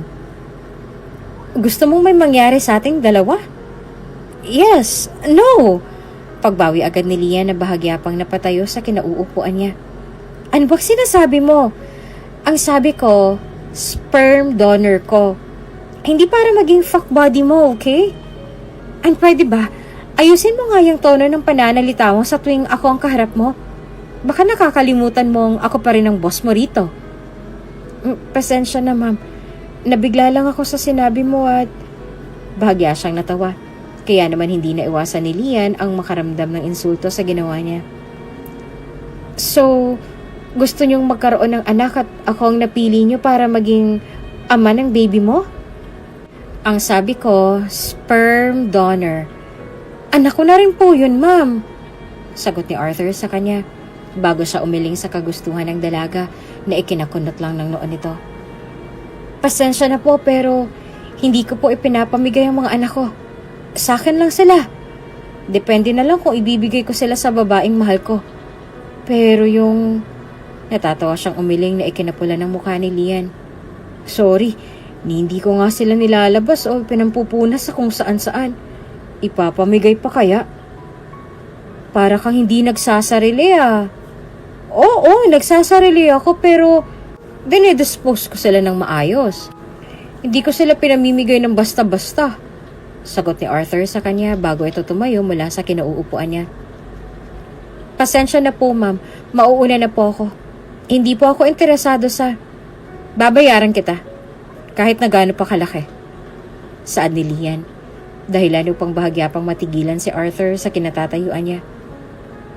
Nabalitaan ko na kailangan mo raw ng malaking pera para sa operasyon ng kapatid mo sa puso. Sige, babayaran kita. Tutulungan kita. Basta tutulungan mo rin ako, Arthur. Lumapit siya sa binata at pinasadahan ng haplos ang matipuno nitong dibdib na ikinakunot lang ng noo ni Arthur. Babayaran kita ng 7 milyong dolyar kapalit ng pagtulong mo sa akin na magkaanak. Dagdag pa niya. Nang sandaling yun ay walang ibang nagawa si Arthur kung hindi ang pumayag. Tila ba tuwa naman ang unang naramdaman ni Lian dahil sa wakas ay may donor na siya para sa magiging anak niya. Mabilis na nangyari ang lahat. Hindi man lang nagdalawang isip si Lian na magpa-appointment sa doktor niya upang isagawa na nga ang tungkol sa binabalak nito. Si Arthur naman ay naging abala sa pag-aasikaso sa operasyon ng kapatid niya na maging ang nanay niya ay nagulat at nagtaka sa kung saan nga ba siya nakakuha ng pera para sa operasyon ng kapatid. Hindi na importante ang tungkol sa bagay na yon, Mama. Sagot niya pa bago yumakap sa ina at ngumiti na lang nang wala sa sarili. Pagkatapos ng lahat ng to, aalis na tayo rito. Mabibigyan ko na kayo ng magandang buhay. Nang magkita sila kinabukasan ay hindi na nagdalawang isip ang dalawa na dumiretso sa klinik ng doktor na kaibigan ni Lian. Dahil nga nakapagpa-schedule na sila ng appointment dito nung nakaraan. Nakahanda rin ang lahat ng pumasok sila sa loob ng laboratory kung saan gagawin ang treatment. Nininervyos ka ba? Tanong ng doktor. Walang ibang nagawa si Arthur kung hindi ang namulang nag-iwan ng tingin sa doktor bago tumango. Actually, this is my first time na sumailalim sa ganitong klase ng test, so... Opo, sagot niya. Kunot noong lumingon sa kanya ang doktor bago lumingon kay Lian. Ikaw, Lian, kinakabahan ka ba? Tanong niya. Hindi naman, at bakit naman ako kakabahan? Tanong niya rito bago lumingon kay Arthur at agad na nagtaas ng kilay. Maglalabas ka lang ng similya tapos kinakabahan ka pa? Seryoso ka ba talaga? Mukha ba akong nagbibiro? Tanong ni Arthur. Akala mo ba mabilis lang magpalabas ng similya? Aba, syempre kailangan ko muna ng inspirasyon bago ko mailabas ang mga anak ko. Inspirasyon? Kunot ang tanong ni Lian. What do you mean? Porn. Sagot ng doktor. Dahilan upang magkasabay silang bumaling ng tingin dito. Sorry sir, pero hindi allowed ang porno dito sa clinic. Sa ayaw at sa gusto mo, mag-imagine ka na lang. Sa halip na ipaglaban ang opinyon niya, wala na siyang ibang nagawa kung hindi ang mamula na lang na mag-iwas ang tingin sa dalawa. Binigyan lang siya ng specimen container na gagamitin niya para sa paglalagyan ng similya niya bago siya tinalikuran ng dalawa at nagtungo na nga sa laboratory. Kung hindi lang dahil sa kapatid niya na kailangan ng operasyon, hindi siya papayag sa ganitong setup. Pwede naman kasing imano-mano na lang. Ang dami pang arte. Paulit-ulit yung bulong sa sarili bago siya nagtungo sa banyo. Gumuhit ang luha sa mga mata ni Lian nang matapos ang treatment. Agad niyang hinubad ang lahat ng sinuot niya bago siya yumakap sa kaibigan na ikinanguso lang ni Arthur mula sa malayo. Maraming salamat. Tatanawin kong utang na loob to sa'yo. Pasasalamat niya pa. Malaki ang ngiti sa labi ni Lian nang ipagmaneho siya ni Arthur pabalik sa opisina nito. Wala na bang ibang nagawa ang binata kung hindi ang lihim na magmasid sa kanya sa salamin. May ilang buwan na rin siyang nagtatrabaho para sa dalaga. Pero tila ba ngayon niya lang nasaksihan ang ngiting iyon sa labi ng amo niya. Huwag niyo po sanang mamasamain kung magtatanong ako, ma'am. Curious lang po talaga, saad ni Arthur, dahilan upang bumaling ng tingin sa kanya si Lian. Ginagawa niyo po ba itong treatment na to para magkaanak talaga? O may gusto lang po kayong patunayan sa ibang tao? Ano namang papatunayan ko sa ibang tao? Tanong niya bago unti-unting kumunot ang noon niya nang dahil sa pagkapikon. At isa pa, hindi ba't nakasaad sa kontrata natin na wala kang karapatang questionin ako sa lahat ng bagay? Bakit nagtatanong ka sa akin ngayon? Anong tawag dyan sa ginagawa mo ngayon? Curious lang. Bulong niya at hindi na muling kumibo. Tama nga sinabi ng iba. Medyo mahigpit at madalas rin siya kung bulyawan ni Lian, lalo na sa tuwing magkakamali siya. Kasalanan niya rin naman yon dahil hindi niya alam ang boundaries niya. Sa katunayan nga ay may sweet side naman si Lian. Sadyang hindi lang yan makita ng iba dahil nakafocus sila sa maldita nitong pag-uugali. Saan tayo pupunta, ma'am? Tanong ni Arthur nang hinatak siya ni Lian palabas ng opisina nito. May gagawin pa po sana akong trabaho. Hindi ba't nagkasundo na tayong dalawa na ako dapat ang palagi mong uunahin? Nakasaad yun sa kontrata. Angil ng dalaga. Pumasok siya sa kotse nito. At kahit na naguguluhan sa ikinikilos ni Lian, ay sumunod pa rin si Arthur sa kagustuhan ng boss niya. Saan po ba tayo pupunta, ma'am? Sa department store. Baby clothing. Maikli nitong sagot sa kanya. Walang ibang nagawa si Arthur kung hindi ang itago ang ngiti nito. Lalo na makita niya ang dalaga na ngayon ay hindi na magawang itago ang ngiting nakaukit sa labi niya. Maging sa loob ng department store, wala siyang ibang nagawa kung hindi ang sumunod sa dalaga habang patuloy ito sa paniningin ng mga damit na para sa magiging anak niya, anak nila. Tama, anak nila ang batang dinadala niya. Ngunit nakasaad sa kontrata nila na kahit na anong mangyari, wala siyang pananagutan sa batang dinadala niya. Na kahit anong mangyari, wala siyang magiging karapatan sa bata. Hindi mapigilan ni Arthur ang makaramdam ng lungkot habang nakamasid sa dalaga na ngayon ay walang ibang nagawa kung hindi ang maningin ng mga una na naroroon. Nakangiti siyang bumaling ng tingin sa sekretarya nang may mapili siyang unan para sa anak niya. Anong tingin mo sa design na to? Tingin mo ba magugustuhan din niyang kulay nito? Tanong niya na animong hinihingi ang suhestyon ng lalaking nakatayo mula sa malayo. Arthur! Tawag niya pa. Nang bumaling siya rito, agad na naglaho ang ngiti nang makita niya itong titig na titig sa kanya. Nang sandaling matauhan naman si Arthur, ay wala siyang ibang nagawa kung hindi ang mapatalon sa gulat bago siya nagdesisyong lumapit sa dalaga. Ano po yun, ma'am? Ang sabi ko, tingin mo ba magugustuhan niya ang unan na to kapag... Aniya bago niya ibinalik ang unan sa estante na ikinamaang ng bibig ni Arthur. Kalimutan mo na nga. Opo, ma'am. Magugustuhan niya yan. Di bali na. Singhal ni Lian bago siya nagtungo sa kabilang estante. Walang ibang nagawa si Arthur kung hindi ang sumunod sa likod niya. Sa hindi inaasahang pagkakataon, ay bigla na lamang nakaramdam si Lian ng pag-init sa mukha. Lalo na nang makaramdam siya ng init ng katawan ni Arthur na ngayon ay nasa likod ng katawan niya. Ma'am, may problema po ba? Nang sandaling humarap si Lian sa kanya, halos mapaatras pa siya nang muntikan ng magdikit ang labi nilang dalawa. Tumama ang labi niya sa baba ni Arthur na ikinapula ng mukha nilang dalawa. Pwede bang lumayo ka sa akin? Reklamo niyang singhal bago siya nito hinawakan sa dibdib at agad na tinulak na ikinaatras naman ni Arthur. Simula ngayon isang di pa na dapat ang layo mo sa akin. Lalo na't nasa ganitong klase tayo ng lugar. Ayaw akong pinagtitinginan tayo ng mga tao ng dahil sa'yo. Naiintindihan mo ba? Gwapo si Arthur at hindi niya maitatanggi ang bagay na yon. Sa katunayan nga ay kanina niya pang napapansin ang mga mata ng mga kababaihan mula sa malayo na nakatitig sa kanya. Nakasuot kasi si Arthur ng camouflage nung sandaling yon, Kaya naman ang isip agad ng ibang tao ay isa siyang sundalo, kahit na hindi naman. Sige po, sagot na lang ni Arthur, bago siya nakapakamot sa ulo ng dahil sa labis na pagkalito sa ikinikilos ng dalaga. Kung ano pong gusto niyo. Walang ibang nagawa si Lian kung hindi ang umismid bago nagtungo sa direksyon ng malayo sa binata. Nang makatalikod ang dalaga ay wala naman siyang ibang nagawa kung hindi ang mapanguso at mapangiti na lang. Bakas kasing iritasyon sa paglalakad ni Lian palayo, kaya naman hindi niya na napigilan ang sariling makaramdam ng tuwa sa ikinikilos ng dalaga. Hindi alam ni Lian na may kakaiba na siyang nararamdaman sa lalaki.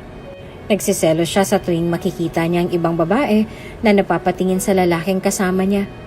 Tila babaliwala sa ibang babae ang presensya niya sa gilid ni Arthur, kaya naman hindi niya naiwasang makaramdam ng inis. May girlfriend ka na ba? Tanong ng babae na mababakas ang landi sa boses nito. Kukuhanin ko sana ang number mo if available. Pasensya ka na pero taken na siya, sabat ni Lian bago niya hinatak si Arthur palayo sa lugar na yon. Ma'am! Galit na lumingon si Lian sa direksyon niya habang kunot noong nakatitig sa kanya. Hindi ba't sinabi ko na sa'yo na binabayaran kita para maging sekretarya ko? At bodyguard kita sa tuwing nasa labas ako. Kaya dapat lang naayusin mong trabaho mo. Hindi kita binayaran para lang manlandi ng ibang babae. Hindi po ako lumalandi, ma'am. Natatawang asik ni Arthur habang panay sa pagkamot ng ulo na animong naiinis na rin sa inaasta ng amo niya. Kinukuha niya lang naman yung number ko. Hindi ba paglalandi na rin ang tawag ron? Ano naman po ngayon? Kunot noong tanong ni Arthur, dahilan upang magsalubong ang kilay ng dalaga. Inuayos ka naman pong trabaho ko, mama. Hindi po ba may kontrata tayong dalawa? Binasa ko yun kanina. Nakasaad ron na wala tayong pakialamanan sa relasyon ng isa't isa. Kaya hindi ko po kayo maintindihan ngayon, ma'am. Well, meron na ngayon. Po? Sa halip na sumagot ay umismid na lang siya kay Arthur bago nagdesisyong lumakad paalis sa harap nito. Wala namang ibang nagawang sekretarya niya kung hindi ang huminga na lang ng malalim nang dahil sa napagtalunan nilang dalawa. Sa totoo lang ay hindi niya maintindihan ang ikinikilos ng dalaga. Palagi na lang itong galit sa kanya. Oo, at buntis ito. Kasama iyon sa pinaglilihian niya. Pero, tama bang kasama siya sa ikinakainit ng ulo nito? Maliban na lang kung pinaglilihian nga ba siya nito? Mas maganda siguro kung magiging kamukha ko rin ang anak naming dalawa. Bulong ni Arthur sa sarili bago tahimik na nangiti at humabol sa paglalakad ni Lian. Hindi kalaunan ay tuluyan na ring naoperahan ang kapatid ni Arthur. Abot-abot naman ang pasasalamat ni Arthur kay Lian nang ibinalita niyang tungkol dito. Habang si Lian naman ay walang ibang nagawa kung hindi ang kunot noon niyang sinenyasan na okay lang o hindi naman kaya ay walang anuman. Sa totoo lang ay hindi niya maintindihan ang nararamdaman niya para sa binata. Galit na galit siya rito, pero hindi niya naman kayang hindi makita ang mukha ng binata ng isang araw. Gusto niyang palagi niya lang itong nakikita sa gilid kahit na wala siyang ibang gawin roon. Basta't nakikita siya nito. Minsan nga wala nang ibang magawa si Arthur kung hindi ang umuo na lang sa lahat ng ipinapagawa ni Lian. Kahit na minsan ay nagtataka na rin siya. Matagal pa ba? Reklamo niya sabay baling ng tingin sa dalaga na ngayon ay kunot noon ang nakatitig sa kanya. Maghapon na ako nakatayo rito, ma'am. Hindi pa rin ba natatapos yung paglilihim mo? Manahimik ka dyan! Sigaw ni Lian. Mula sa malayo na lihim niya na lang inismeran. Nagpatuloy lang ang ganoong sitwasyon nila hanggang sa tuluyan na nga siyang nasanay sa pabago-bagong trip ng dalaga. Wala namang ibang nagawa si Lian kung hindi ang tiisin ang pagmumuka ni Arthur sa tuwing kasama niya ito sa iisang lugar. May umabot pa nga sa puntong pati sa paghatid niya rito sa mansyon ay nag-aaway silang dalawa. Wala nang nagawa si Arthur kung hindi ang pagbigyan ng dalaga, lalo na't alam niyang parte ito ng cycle ng pagbubuntis ni Lian. Nawala ang pagkakunot ng noon ni Lian nang makita niya sa harap ng bahay si Marlo. Tulad ng nakagawian niya noon, may bulaklak itong dala. Kaya naman hindi niya naiwasang makaramdam ng galit. Para saan ang bulaklak? At ano nga bang ginagawa niya ron? Anong ginagawa mo rito? Bungad agad ni Lian nang makalabas siya sa kotse. Walang ibang nagawa si Arthur kung hindi ang bumaba sa kotse at pagmasdan lamang ang dalawa na mukhang magkakasagutan pa mula sa malayo.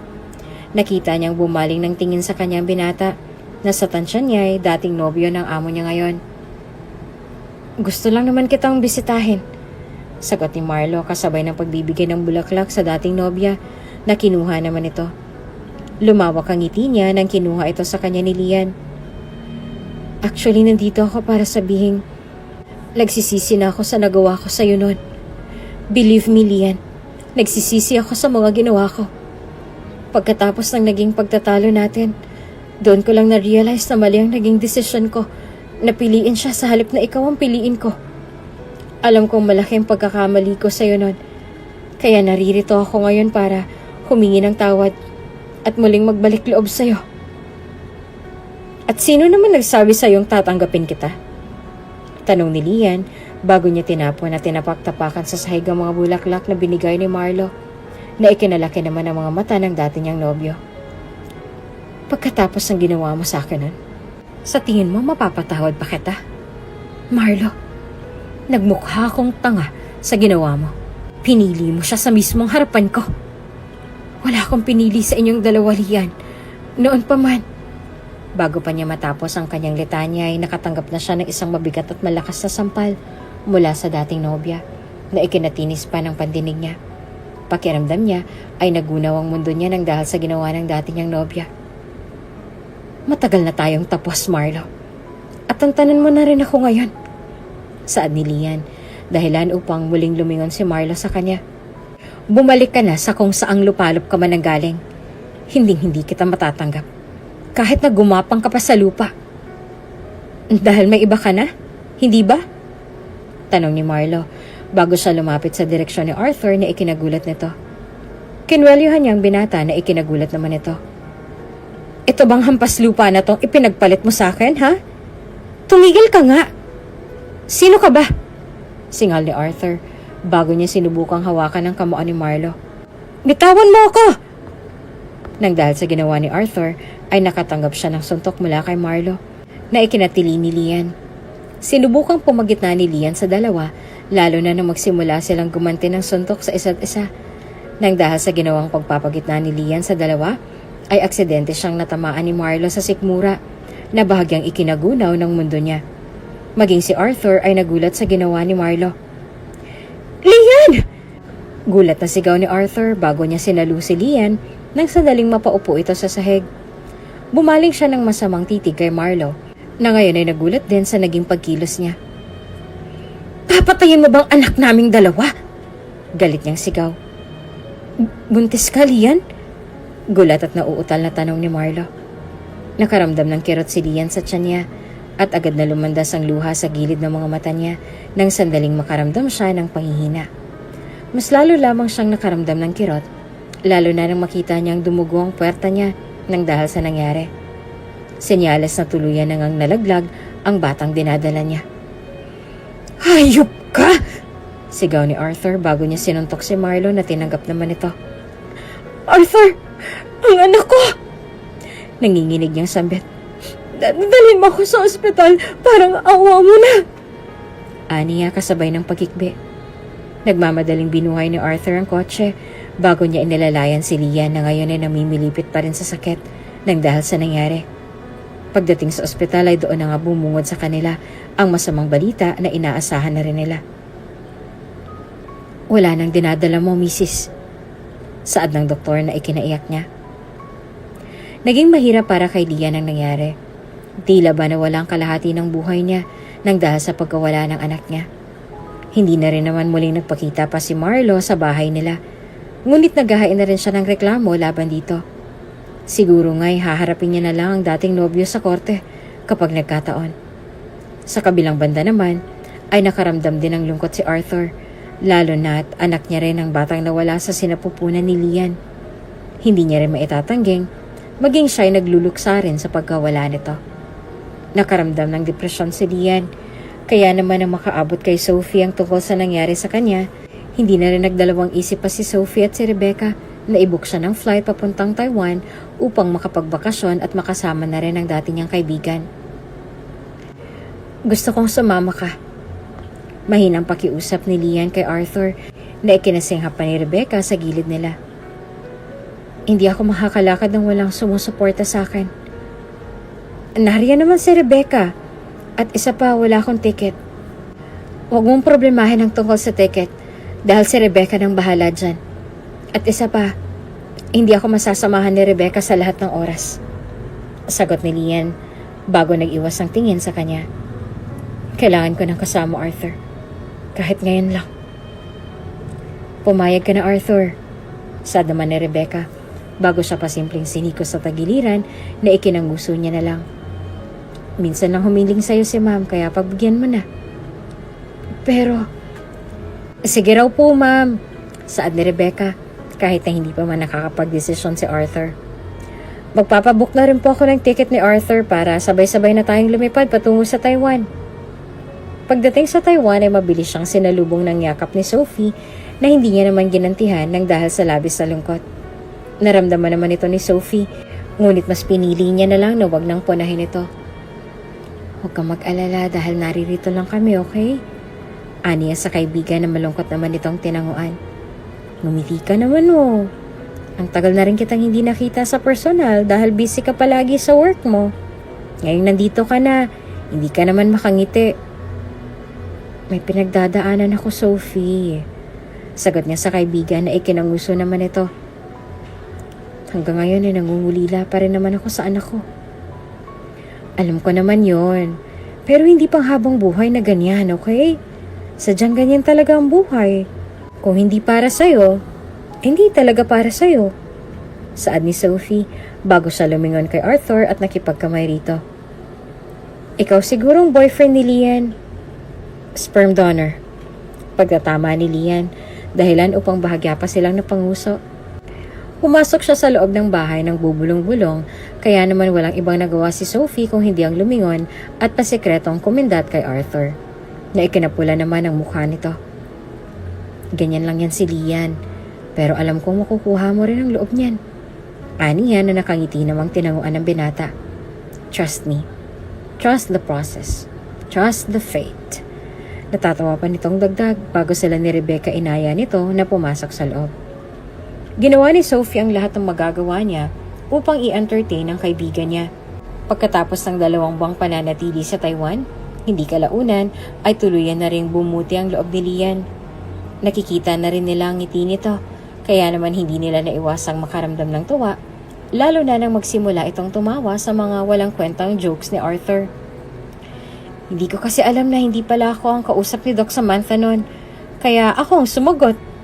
Nakanguso niyang paliwanag, dahilan upang bahagya pa silang magkatawanan. Naroon sila sa gilid ng bonfire. Medyo malamig ang simoy ng hangin ngayon, kaya naman naisipan nilang magkwentuhan at mag-inuman sa lugar na yon habang nagpapalipas ang oras. Medyo malalim na rin ang gabi. Hindi kalaunan ay nagdesisyon na rin sila Sophie at ang asawa nitong Taiwanese na pumasok sa loob upang tuluyan na rin magpahinga. Naiwan roon si Rebecca at si Lian kasama si Arthur na walang ibang nagawa kung hindi ang magkwento ng tungkol sa mga karanasan niya sa buhay hanggang sa ang kwentuhan nilang yon ay nauwi sa topic tungkol sa tatay ni Lian. Hindi alam ni Arthur na may madilim palang nakaraan ng dalaga, kaya gano'n na lang ang pakikitungo niya sa ibang tao. Hindi niyo rin ako masisisi kung bakit. Sobrang layo ng loob ko sa ibang tao. Sagot niya dahilan upang magtanguan sina Rebecca at si Arthur sa kwento niya. But then, hindi na siguro importante ang tungkol sa bagay na yon. Actually, nakalimutan ko na nga lahat ng ginawa niyang pang-aabuso sa akin nun.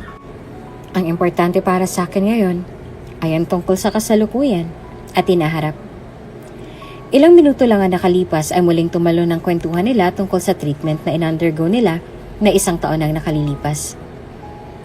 Tingin mo ba ma'am, sasailalim ulit kayong dalawa sa ganong procedure? Kuryosong tanong ni Rebecca dahilan upang pasikretong bumaling ng tingin kay Lian si Arthur. Sinabi ko rin naman po sa inyo no na may tendency na hindi magtuloy ang ganong process. Ay ilan lang ang mga batang nakakasurvive sa ganon. Minsan kasi ay hindi kinakaya ng egg cell o hindi naman kaya ay namamatay ang sperm cell bago pa man makapag-produce. Kaya hindi ko talaga siya maisasuggest.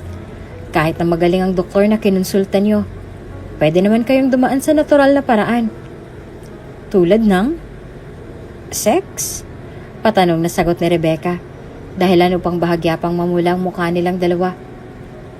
consider it as one-night stand or friends with benefits. Dalawa naman kayong magkakabenepisyo kung gagawin yung bagay na yon. Matutulungan mo si Lian, habang ikaw naman matutulungan mo si Arthur. Kumbaga, give and take lang. Hindi ko alam kung magagawa ko yan, sagot ni Lian, dahilan upang bahagya pang mapayuko si Arthur sa kinauupuan niya. At isa pa, hindi pa rin ako nakaka-move on sa nawala kong anak, Rebecca. Hindi ko pa kayang sumailalim sa ganyan. Naiintindihan po kita, ma'am, sagot ni Rebecca bago itong umuso. Nagsasuggest lang naman po ako. Ang sabi nila ang sakit daw ay hindi kusang nawawala.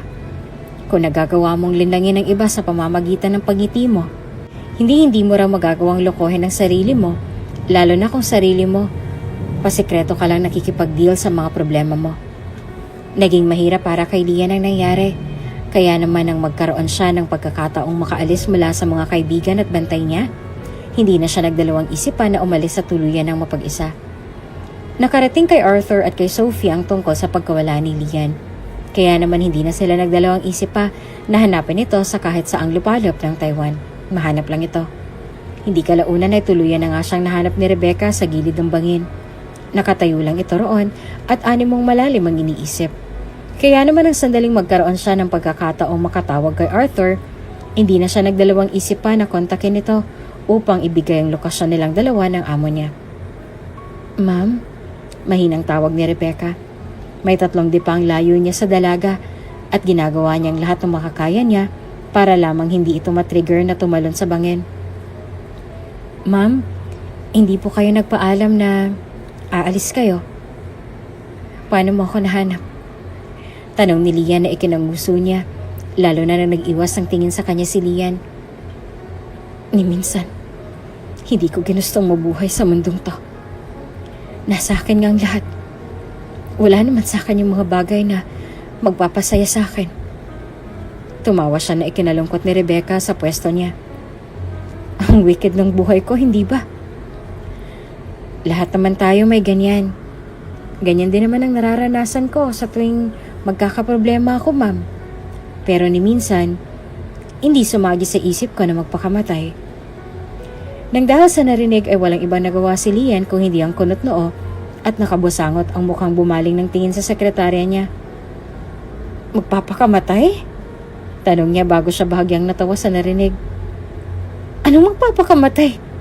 Hindi ako magpapakamatay, Rebecca.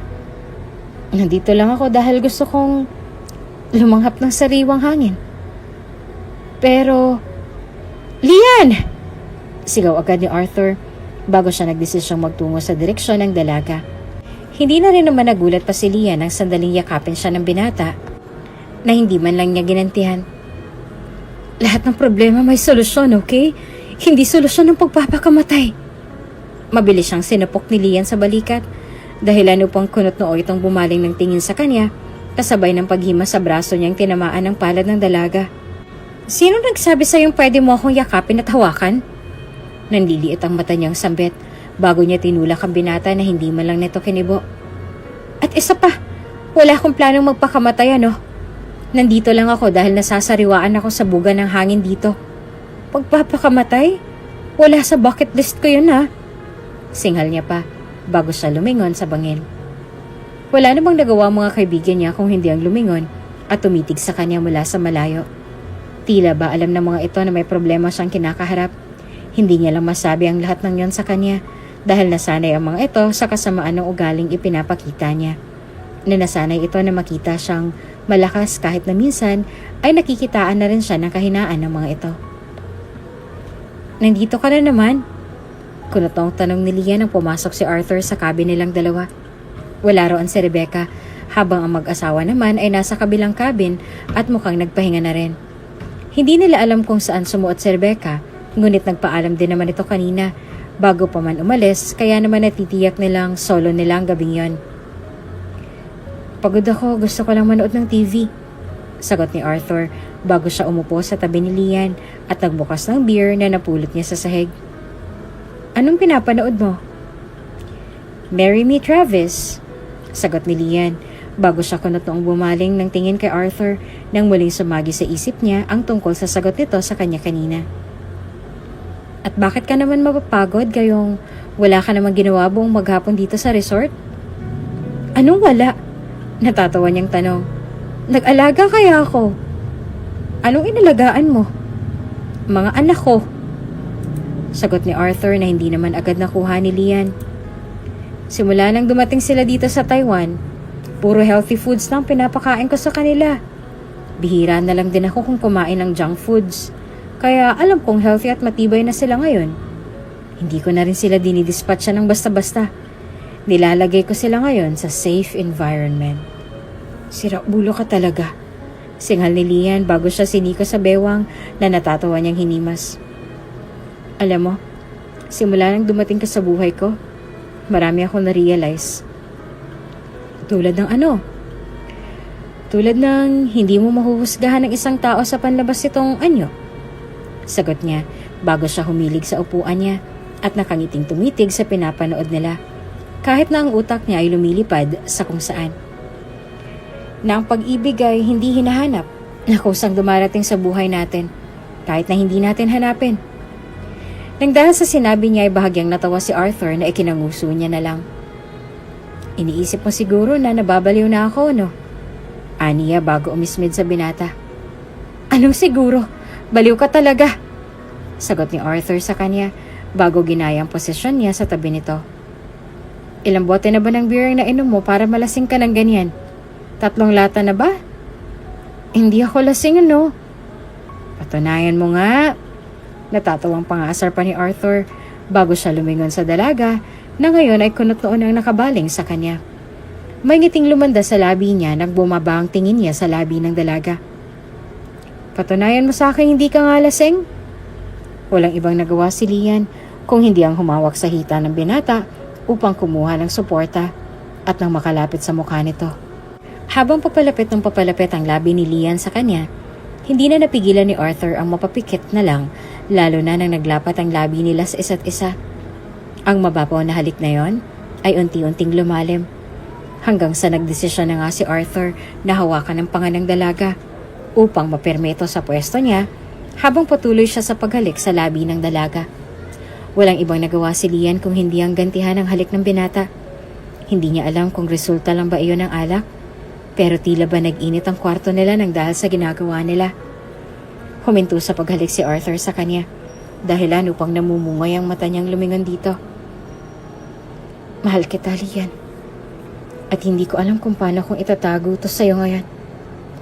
Aniya sa dalaga bago niya ito hiniga sa sofa na ikinangiti naman ito. I want you here, with me. Alam kong imposible man itong hihilingin ko. Pero pangarap ko talagang bumuo ng isang pamilya kasama mo. Gusto ko rin. Nahihiya niyang sambit bago nag-iwas ang tingin lalo na mag-init ang mukha niya. Hindi ko alam kung kailan pero hindi ko alam. Pakiramdam ko, hulog na ako sa iyo ngayon pagkatapos ng lahat ng nangyaring to. Ilang minuto siyang pinagmasdan ni Arthur hanggang sa nilabanan niya ang mga titig nito sa kanya. Tila ba sinasaulo rin ni Arthur ang bawat sulok ng mukha ng dalagang nasa ilalim niya. Can I have a kiss? Tanong niya. Bago pa man siya makalapit sa dalaga, ay mabilis na siyang hinawakan sa kwelyo ni Lian gamit ang dalawa nitong kamay. Dahilan upang bahagya pa siyang napayuko rito. Si Lian na rin mismo ang umangat upang halikan siya na ginantihan niya naman. Hindi niya na matandaan kung paano siyang nabitbit ni Arthur paakyat sa kwarto niya kinabukasan. Magkakahiwalay kasi ang kwarto nila kaya naman nakakapanibago pa rin para kay Lian ang makasama si Arthur sa iisang kama kasama niya. Good morning! Bati agad ni Arthur bago siya nito niyakap at binigyan ng halik sa noo na ikinapula ng mukha niya. Kanina pa ako gising, nakapaghanda na rin ako ng almusal para sa atin ng mga kaibigan mo. Hindi ko lang alam kung kumakain sila ng sarsyadong galunggong. Yun lang din kasi nakita ko sa refrigerator kanina. Paborito ko yun. Aniya sa binata bago siya nakangiting yumakap sa katawan nito na ginantihan naman ni Arthur. To be honest, hindi ko inaasahan na mauuwi tayo sa ganito. Ang buong akala ko, Wala kang ibang alam kung hindi ang sirain lang ang araw ko. Minsan nga'y halos isumpa pa kita. Grabe ka naman. Pero seryoso. Sagot ni Lian sa kanya bago ngumiti ng pagkatamis-tamis sa kanya. Simula na makilala kita at nung mahulog ako sa'yo, doon ko lang naintindihan ang tunay na kahulugan ng buhay. Siguro may purpose talaga ang lahat ng bagay dito sa mundo, no? May purpose kung bakit nawala sa atin ang anak nating dalawa. Baka nga kung hindi siya nawala nun, baka hindi na kita binigyan pa ng pagkakataong makalapit sa akin. To be honest, wala sa plano kong bumuo ng pamilya. Pero nagbagong lahat ng pananaw at desisyon ka sa buhay simula nung makilala kita. Ikaw lang nagpaintindi sa akin ng kahalagahan ko sa buhay, Arthur. At kung hindi dahil sa'yo, baka hanggang ngayon ay lugmok pa rin ako. Alam mo, nasasaktan pa rin ako sa nangyari sa anak nating dalawa. Sagot ni Arthur sa kanya, dahilan upang bahagyang mangilid ang luha ng mga mata ni Lian.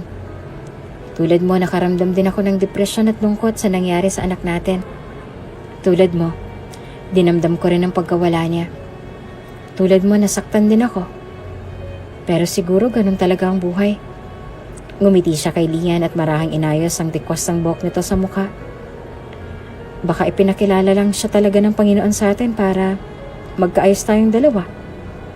Siya ang naging tulay upang magkalapit tayo sa isa't isa. Baka nga. Sagot na lang ni Lian bago siya ngumiti. Wala namang ibang nagawa si Arthur kung hindi ang ngumiti at marahang hinalikan ng noo ni Lian na ikinapikit naman ito. Magkasabay silang bumaba sa dining table. Naroon na rin ang tatlo. Ang mag-asawa ay agad na nabilaukan nang makitang magkahawak nilang kamay, habang si Rebecca naman ay nanatili pa rin nakatuon ng atensyon sa cellphone hawak nito. Kanina ko pa kayo binabalik-balikan sa kwarto niyo pero hindi naman kayo bumabangon. Isa pa tong si Arthur, niwala man lang sa kwarto niya nung bumalik ako ron. Saad ni Rebecca bago siya nag-angat ng mata sa dalawa. Tulad ng nangyari kay Sophie at sa asawa niya, nabilaukan din si Rebecca nang makita niyang magkahawak ng kamay ang dalawa ngayon, nakabababa lamang mula sa hagdan. Bakit parang gulat na gulat ka? Nguso ni Lian bago siya pinagsilbihan ni Arthur. Kumain ka na rin. Kumain na ako at isa pa niluto ko yan para sa inyo. Sagot ni Arthur bago siya ngumiti sa dalaga. Walang ibang nagawa ang tatlo kung hindi ang mapatitig sa dalawa habang nananatili pa rin nakaawang ang mga bibig nila sa gulat nang dahil sa nangyari. Hindi nila inaasahan ang nasaksihan dahil para nitong huli lamang ay halos isumpa nilang isa't isa. Ngayon naman ay animong mahal na nila ang isa't isa. Ang makita lang ang mukha ni Lian na nagliwanag pagkatapos ng ilang buwang pagmumukmok sa silid nito ay talaga nga namang nakakapanibago para sa kanila. Kaya naman ang sandaling magkaroon ng oras si Sophie na makausap ang kaibigan, hindi na siya nagdalawang isip pa na questionin ito. Anong ibig sabihin nun, Lian? Kunot noon itong tanong. May relasyon ba talaga kayong dalawa o baka naman? Isa na naman to sa mga laro niyong dalawa. Kung ano man ang nakita niyo kanina, yun na yun, Sophie. Sagot nito sa kaibigan. Dahilan upang madrama nitong tinakpan ang bibig niya na inismeran niya na lang. Hindi ba't ito naman ang gusto mo nung una pa lang? Ito na yun, Sophie. Buo na ang desisyon ko. Pakakasalan ko na siya. Seryoso ka na ba talaga sa kanya, Lian? Nagugulat pa rin tanong nito na hindi man lang niya kinibo. Nagugulat lang talaga ako sa mga pakulo mo. Imagine, ilang buwan ka rin hindi naka-move on kay Marlo noon. Dumagdag pa yung tungkol sa anak niyang nawala nang dahil sa kanya. Pagkatapos ngayon ay, don't get me wrong ha, to be honest natutuwa ako and aside from that, nakakaramdam din ako ng gulat. Halata naman sa itsura ko, hindi ba? Wow. Ako rin naman, medyo nagulat din ako nung una. Nakangiting sagot ni Lian. Hindi ko nga alam kung paano niya ako nagustuhan despite of my attitude towards him. Pakiramdam ko, para akong nasa loob ng isang panaginip na kung hindi ka magsiseryoso sa kanya, mauuwi ka naman sa bangungot. And who told you na hindi ko siya seseryosohin, Sophie? Sagot ni Lian sa kanya bago ngumiti. Natatandaan mo pa rin ba yung sinabi ko sa'yo nung huli? Iyon pa rin ang desisyon ko hanggang ngayon. Gusto ko na ring lumagay sa tahimik tulad mo. Gusto ko na ring magkaanak at bumuo ng sarili kong pamilya. At alam kong hindi ko magagawa ang lahat ng yon nang wala si Arthur. Ibang klase ka talaga. Tugon na lang ni Sophie bago siya natatawang umiling, nanginitian na lang ni Lian. Hindi nagtagal ay kinailangan na rin nilang bumalik sa Pilipinas. Nagkaroon ng problema sa kumpanya, kaya naman kinailangan ulit nilang bumalik upang maayos ang lahat ng to. Hindi na rin naman natuloy ang plano ni Rebecca na mag-abroad dahil tila ba napamahal na rin sa kumpanya si Lian. At sa kanya na rin mismo. Tila ba hindi rin naman kinakaya ni Lian ang lahat ng matinding pressure nang wala si Rebecca. Kaya naman kahit na nariyan na si Arthur upang tulungan siya, hindi niya na rin naman tinanggihan ang tulong na inalok ng dati niyang sekretarya na naging kaibigan niya na rin hindi kalaunan. Lian! Nakangiting tawag ni Arthur sa kanya, dahilan upang mapalingon siya sa direksyon nito. Kanina pa kita hinihintay dito sa conference room. Actually may hinanda ako para sa'yo. Ano naman yan? Tipid ng ngiti niyang tanong habang mahigpit pa rin ang pagkakahawak sa pregnancy test na ginamit niya kanina. Noong nakaraan niya pa naramdaman ang mga sintomas ng pagbubuntis na naramdaman niya rin nung una niyang nagbuntis. Sa totoo lang, ay nakaramdam siya ng tuwa nang makita niya ang 2 pulang linya sa PT noong una. Ngunit agad din niyong nawala at agad din napalitan ng takot. Tila ba na-trauma na siya sa nangyari noon. Kaya naman todo ingat na siya ngayon. Ni hindi niya nga rin naman masabi ng diretso kay Arthur ang tungkol dito. Kaya naman mas ninais niyang ilihim muna sa nobyo ang tungkol sa pagbubuntis niya. Happy birthday! Saad ni Arthur. Agad na nangilid ang luha ni Lian nang sandaling makita niyang sorpresang hinanda ni Arthur sa kanya. Nang dahil sa labis na tuwa, ay hindi niya na naiwasan ng sarili niyang yumakap sa nobyo na ikinatawa naman ito. Mas lalo lamang natawa si Arthur nang dahil sa labis na gulat nang naramdaman niya ang paghigpit ng yakap nito sa kanya. Lian? Tanong niya sa nobya nang marinig niya itong humihikbi. Agad niya itong hinarap at may maliit na ngiti sa labi niya nang makita niya itong abala sa pagpupunas ng luha. Bakit parang ang lungkot mo? Hindi mo ba nagustuhan ang sorpresa ko para sa'yo? Mukha bang hindi ko nagustuhan? Singhal ni Lian na ikinatawa niya. Nagulat lang ako. Actually, natutuwa lang ako. Hindi ko alam na marunong ka palang magsagawa ng sorpresa nang hindi man lang humihingi ng tulong kay Rebecca. Nang dahil sa sinabi ni Lian ay walang ibang nagawa si Arthur kung hindi ang natatawang naggamot sa sentido na ikinanguso ni Lian. Actually, humingi talaga ako ng tulong sa kanya. Hindi ko nga alam kung gusto mo ng surprises so tinanong ko siya. Walang ibang nagawa si Lian kung hindi ang matawa bago siya lumingon sa mga cake na naroon at sa disenyo ng mga props na nakasabit sa board ng conference room. Hindi niya naiwasang mapangiti nang makita ang mga yon. Masasabi niyang grabe ang efforts na ibinahagi ni Arthur dito. At alam niyang masasaktan ito kapag sinabi niyang hindi niya nagustuhan ng sorpresang inihanda ng nobyo niya para sa kanya. Alam mo ba na ito pa lang ang kauna-unahang pagkakataon na may naganda ng sorpresa para sa akin? Buong buhay ko. Ngayon lang ako nakatanggap ng ganitong klase ng sorpresa. Sagot niya bago siya lumingon sa nobyo at agad na yumakap dito na ikinatawa naman ni Arthur. Hindi mo lang alam kung gaano mo ako napasaya ngayon. Sapat na sa akin na malaman kong napasaya kita, Lian. Sagot ni Arthur sa kanya. Hindi kalaunan ay marahan silang gumalaw. Hindi na nila namalaya na sumasayaw na pala silang dalawa sa gitna ng conference room. Kahit na walang musika ang tumutugtog sa kung saan. Mabagal lang ang pagsayaw nila habang nananatili pa rin na nakayakap sa isa't isa. Hindi ka man lang ba sinurpresa ng dati mong nobyo? Mahinang tanong ni Arthur dahilan upang marahang umiling si Lian sa kanya. Good. At least ngayon mapapanatag na ako na ako ang una mo sa lahat. Una mong halik, una mong pagmamahal, una mong sorpresa. Una mo sa lahat. Hindi mo na kailangang bigyan ng diin lahat, Arthur. Mahina niyang singhal na ikinatawa nito. Nang sandaling mahusto sa pagsasayaw ay doon lang nagdesisyon si Lian na humarap sa binata at marahang inabot dito ang pregnancy test kit na may 2 pulang linya. Tulad ng inaasahan niya, agad na nanlaki ang mga mata ni Arthur nang dahil sa gulat. Nang sandaling bumaling siya ng tingin sa dalaga, walang ibang nagawa si Lian kung hindi ang umiti sa kanya. You're pregnant? We're pregnant? Sagot ni Lian, dahilan upang mabilis siyang hilahin ni Arthur palapit sa kanya na ikinangiti niya na lang. Ano ba? Pangako ko sa'yo, na ibibigay ko ang pamilyang matagal mo nang pinapangarap. Ibibigay ko ang lahat para lang sa inyong dalawa na magiging anak nating dalawa, Lian. Aniya bago niya hinalikan ng dalaga sa labi at marahang bumulong rito. Mamahalin ko kayo ng buong buo, Lian. Kayo lang na magiging anak nating dalawa. Mamahalin din kita ng buo, Arthur. Kayong dalawa na magiging anak natin. Mamahalin ko kayo. Sagot ni Lian bago niya niyakap ang nobyo. Agad na nakaramdam ng gulat ang lahat nang ibinalita sa kanila ni Lian na buntis nga siya. Nang dahil sa labis na galak ay walang ibang nagawa ang mga empleyado niya kung hindi ang matuwa at maghanda ng isang selebrasyon. Simula nang magkaroon sila ng relasyon ni Arthur, tila ba nagbago na rin ang pakikitungo ni Lian sa mga empleyado niya.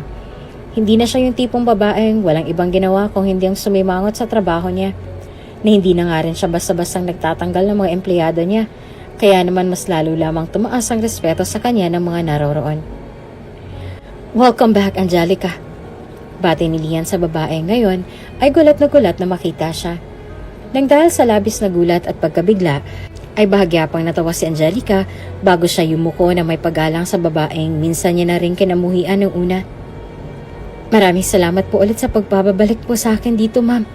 Malaking bagay po ito para sa pamilya ko. No need to thank me, Angelica. You deserve it. Sagot ni Lian bago siya nito tinapik sa balikat. Pasikretong pinagmasdan ni Jade ang direksyon ng dalawa bago siya lumingon kay Arthur at pabiru itong tinapik sa balikat. Ibang klase ka rin, ano? Nagawa mong paumuhin yung dragon? Natatawang biro ni Jade nang inisihan na lamang ni Arthur. Sinong mag-aakala na ang dating delivery boy lang ng tubig noon ang magiging COO na ngayon? Wala naman akong habol sa posisyon, Jade. At isa pa, hindi naman importante sa akin ang posisyon. Sagot ni Arthur sa kanya na ikinahaba ng uso ng kaibigan na animong hindi pa makapaniwala sa sinabi niya. Ang importante para sa akin ngayon ay si Lian at ang magiging anak namin. Mas mahalaga sa akin ang pamilya ko. Di ikaw na. Natatawang sambit ni Jade bago sila nagtawanan. Hindi kalaunan ay tuluyan na rin nagpakasal sina Lian at Arthur. Naroon ang kompletong pamilya ni Arthur. Habang ang pamilya naman ni Lian na nakatira sa States ay sinubukan pa rin dumalo sa kasal nila upang panoorin ang kasal na matagal na rin nilang minimithi noon. Nang makarating kay Marlon tungkol sa kasal ni Lian at ni Arthur, hindi na siya nagdalawang isip pa na panoorin ito mula sa malayo. Gusto niyang humingi ng tawad sa dati niyang nobya tungkol sa ginawa nitong panluloko sa kanya at sa aksidente niyang pagtabig sa tiyan nito na nagresulta ng pagkamatay ng una nilang anak ni Arthur. Kahit na gustuhin niyang humingi ng tawad, ay hindi niya rin magagawa ang bagay na yon. Alam niyang walang kapatawaran ang ginawa niya, kaya naman hindi na siya muling umaasa na mapatawad pa siya nito pagkatapos ng nangyari. Naging maganda naman ang buhay ni Lian at ni Arthur bilang mag-asawa. Minsan ay nagkakapikunan at nagtatalo rin sila. Pero siguro ay normal na rin yun sa relasyon nilang dalawa. Alam kasi nila, ang simpleng pagtatalo nilang yon ay hindi rin naman mauuwi sa hiwalayan dahil natitiyak nila ang relasyong meron sila ay matibay at talaga nga namang pinatibay pa ng panahon. Hindi kalaunan ay nanganak na rin si Lian sa isang malusog na batang lalaki hanggang sa nagdesisyon nga silang dalawa ni Arthur na manirahan na lang sa ibang bansa upang doon ipagpatuloy ang buhay na meron sila.